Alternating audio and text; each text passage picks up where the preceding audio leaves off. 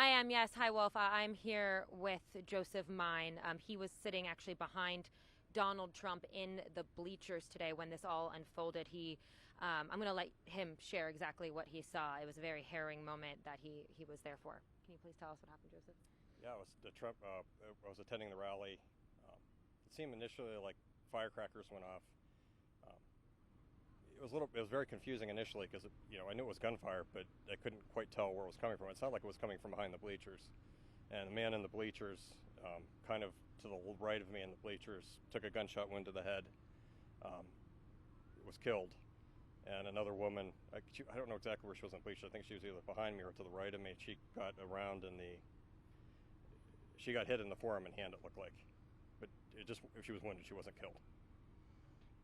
Can I ask you how you're feeling? Obviously, you just witnessed something terrible happen. A lot of chaos was in the room. How exactly are you feeling right now, Joseph? It's something you don't expect. It's a bolt out of the blue, so it's very shocking. It's just, I think a lot of people in the crowd just thought it was fireworks going off. I knew immediately it was gunshots. I knew they were close, and then when I saw someone get hit and go down, that's when I knew it was probably serious. It was a lot of confusion. It's just massive confusion, throughout the event. I saw Donald Trump get hit.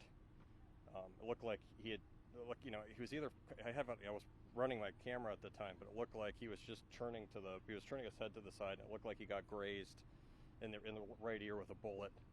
I kind of saw that go on, and then I looked down, I saw that the man, had died in the bleachers. It was just complete pandemonium. Like there was a bit of a delay, like there was a lot of confusion, but immediately, it seemed like more gunfire erupted. I couldn't figure out where that was coming from, and then, there was a state policeman there. I believe a SWAT team, showed up relatively quickly. They jumped the side. There was a fence, it was next to the bleachers. They jumped the bleachers and started clearing the bleachers. And then I helped carry the body of the man down out of the bleachers, and they took him to a tent behind the bleachers. We put a towel over his head, but he's deceased. You were telling me before when we were chatting briefly that you never had a chance to make it to a Trump rally, that this was your first time. Yes. Would you feel safe coming back to another Trump rally? Yeah, it's a very random event that happens. I feel safe generally where I go in the country. I think the problem is we have everyone seems very angry, and it makes you kind of I'll go to a Trump rally again, but I'll think twice. You definitely want to have your head on the swivel. It just seems like there's a lot of angry people out there, and I'm not shocked that this happened. I'm shocked that I was sitting there and it happened next to me. Obviously, you never anticipate that to happen, but it's just horrible. We shouldn't be at a level of political discourse in this country where this is going on. It feels like it's 1960 again. It's horrible. Can you describe for me, Joseph, what happened after you saw the shots? And I was there as well. Secret Service was screaming for everyone to get down. They quickly tried to clear the area. I'm just curious what that process was like for you in the aftermath.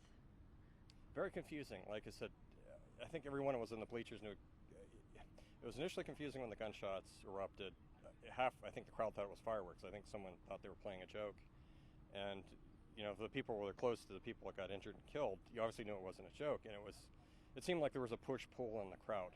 And that is, one half of the crowd on the far end of the rally thought it was some type of weird joke. The other half of the crowd knew it wasn't and was trying to push or impress upon the rest of the crowd that this is serious. And I think everyone got the idea very quickly that it was a dangerous situation, and everyone just started hitting the deck. And kudos to the Secret Service. Again, when you're in these situations, a second feels like it's an hour, but it seemed like authorities were there very quickly. It just seemed to me, like I said, I was sitting there, it seemed like the rounds came from behind, and they got this. They hit the gentleman in the head. He got a gunshot wound to the head, and the other lady was injured. And then I saw President Trump, get hit, and it looked like his right ear, but it seemed initially everyone was like half the crowd was in shock, and the other half thought it was some type of weird joke. And it took a bit for everyone to get a good understanding of what was going on. So, you mentioned that you had spoken with the person who ended up falling, I believe you said, or he was with his whole family? No, his family watched it happen. So they were in the bleachers when he got hit and he went down. I think they were trying to figure out what was going on. They were screaming for help. The body was, they put a towel over the man's head. The body was removed from the bleachers.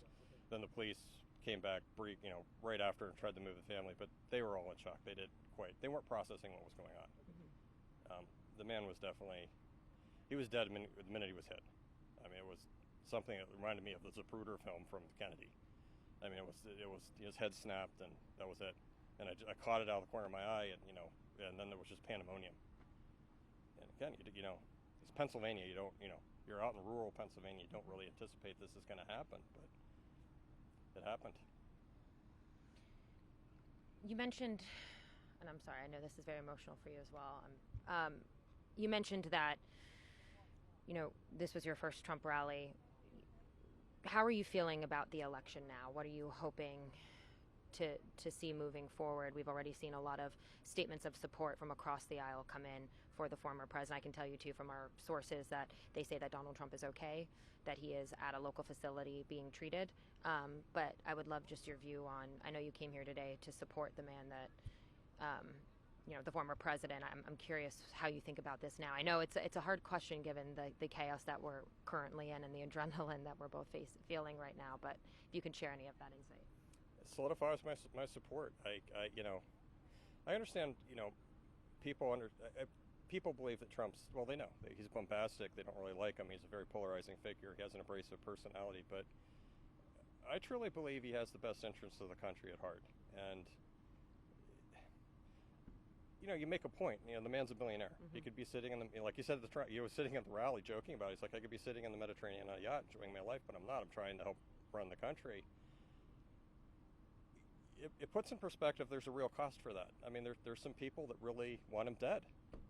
And to me, this is just ridiculous. We have a lot of political violence in this country. It comes from it's not so much from the right. It comes from everywhere. And it just needs to stop. JFK, at RFK, you've had Martin Luther King. Now you're going to, attempt the life of Reagan, and now you have an attempted, assassination of Trump. It's just ridiculous. And it just, I don't think it's a gun problem. I don't think it's a violence problem. I think there's a lot of angry people that just have too much interest in politics, and it's a zero-sum game to them. Politics shouldn't be a zero-sum game where someone wins everything and someone loses everything. And I think this is a result of that. People came today, were very happy. They were here to support Trump. But you can when you talk to people in the crowd, there's a tenseness. They don't want to talk to family members about politics because it just gets too angry. So I don't know what to tell you, but this needs to stop.